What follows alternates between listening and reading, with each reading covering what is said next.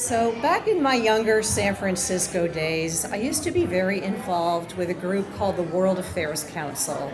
It was kind of a micro think tank membership organization, and I had a leadership role in their under 40 committee.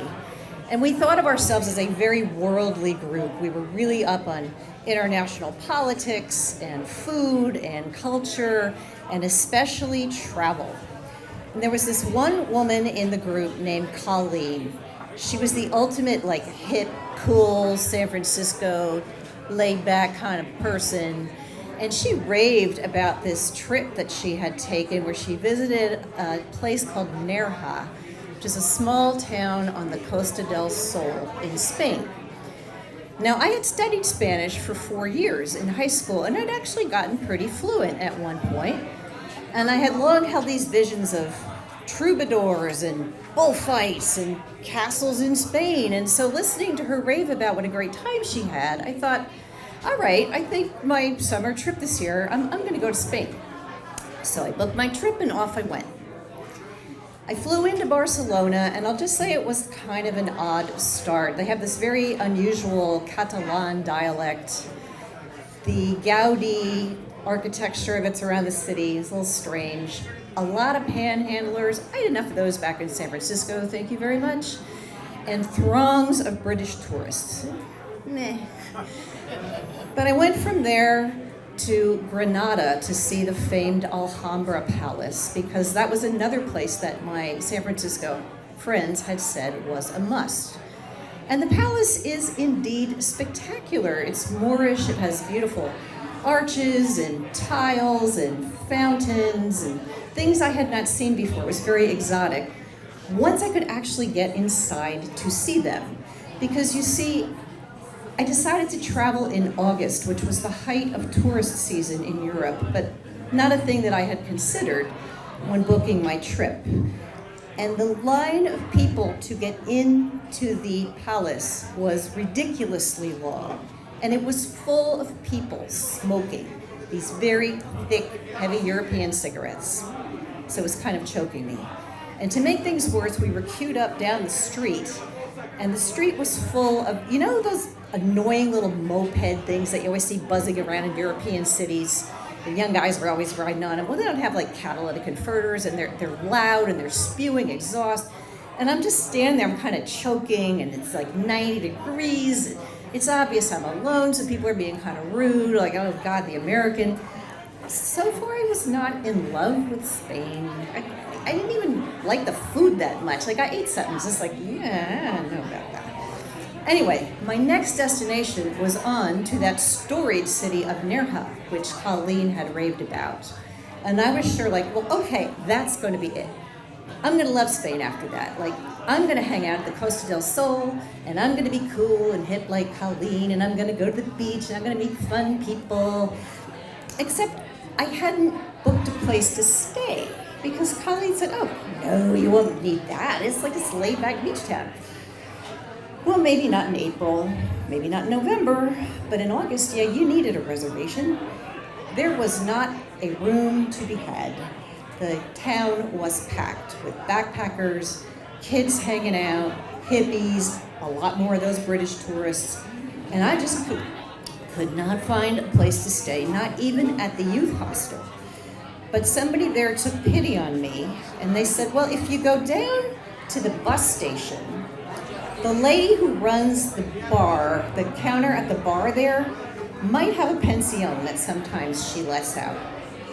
So I trot down to the bus station, and I'm trying, and my Spanish is pretty rusty by this point, I'm trying to explain to this woman, look, I don't have anywhere to go, and I heard you might have a room, and she's kind of looking me over skeptically, but eventually she decides, okay, and she takes me upstairs and shows me this small little room with a small little bed, a small little bathroom, and no air conditioning. But I took it because it was better than being out on the street. So even while we're working through the transaction, I'm noticing that, I'm feeling a little bit nauseous, and I'm kind of a little weak. So after I settle in, I head out and I look for a pharmacy to see if I can get something to settle my stomach. And the nice woman at the pharmacy counter, because everything's behind the counter, I'm trying to explain to her my symptoms and what I need. And the communication just is not working. I guess my Spanish was pretty bad by that point. And she's upset because she wants to help me and she can't. And I'm upset because I want to be helped and she can't help me. And I'm kind of feeling worse by the minute. So I step out of line, and under my breath I mutter, God, I just need an antacid. And she hears me, and she says, antiácido, antiácido, sí. Well, tengo antiácido, I have that. Like, oh, that's what I need, great, antiácido. So she's happy because she can help me, and I'm happy because I'm gonna get helped. Except, I didn't, because the food poisoning hit me like a freight train shortly thereafter. And I went back to my sad little pension, and I laid down on that sad, nasty little bed, shaking with fever and chills. And it was so hot that I had to leave the windows open. This is really stuffy. But I'm over the bus station, so there's all this like exhaust coming up from the buses. And there's more of those damn little moped things just buzzing around the street and spewing exhaust, and it's all coming in the windows, and it's noisy. Sleep is impossible, and I passed one of, to this day, the worst nights of my life in a delirium, shaking with fever and chills, getting sick, which was another reason to leave the windows open. And I just kept thinking, God, please don't let me die here, because there's not a soul in the world that knows where I am except that woman downstairs. And she's going to be some pissed if she comes up here tomorrow morning and finds a dead American chick in her bed. And God knows what she's going to do with my body or my passport.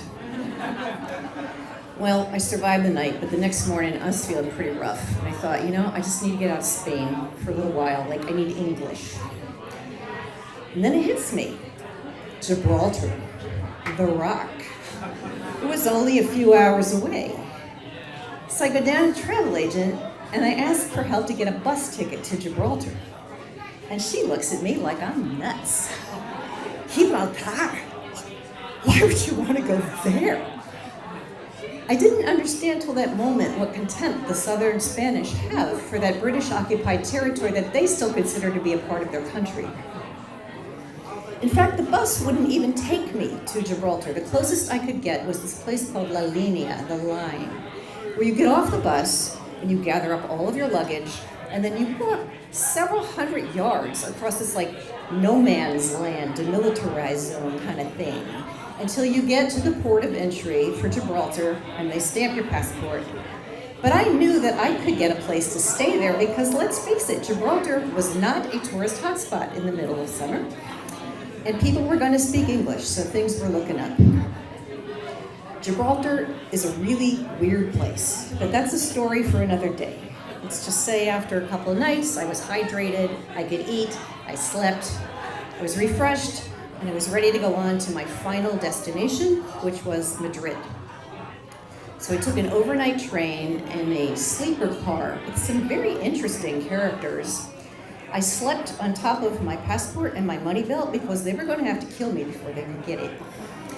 And I arrived in Madrid on a Sunday morning. Now, in fairness, Madrid is a beautiful city, and I should probably go back someday when I can have a more open mind about it. But by that time, I just wanted to go home. I did get to the Prado Museum to see some of the famous paintings I had learned about when I was studying Spanish in high school. I took in a couple of parks, I walked around, it was okay. But the next day, it was finally time to go to the airport. So I get there and I pull out my ticket, because back then we had actual tickets, not boarding passes, and I head for security. Now, when I had booked my trip back in San Francisco, I made a mistake on the return date. I knew what day I wanted to come back, but I got the calendar date wrong by one day. And they used to spit tickets out of these big clunky machines, and it was kind of a pain for the travel agent to have to void the ticket out and issue another one. She didn't want to do that. So instead she changes some computer record and she prints out this tiny little sticker with the right date on it. And she sticks it on my ticket and says, all right, you're good to go. Except I wasn't. Because you see, everyone at the airport was on heightened alert that day. It happened to be the morning that news broke about the KGB coup attempt against the former Soviet Premier Mikhail Gorbachev. And no one quite knew what that meant for the future of the USSR, or the future of Europe, and everybody was a little edgy. And so the guy, security, sees this little sticker on my ticket, and he decides that I need to be interrogated. So he pulls me out of line and starts asking me all kinds of questions. Why are you here? Why are you alone? Why does this sticker on your ticket? Why did you change your return date? You're not supposed to be traveling today. You were supposed to be traveling a different day. What have you been doing in Spain? Why did you go to Gibraltar? And at that point I thought, I'm gonna miss that damn flight. I'm gonna be stuck in this damn country for God knows how long, and I might get arrested. And I was having none of it.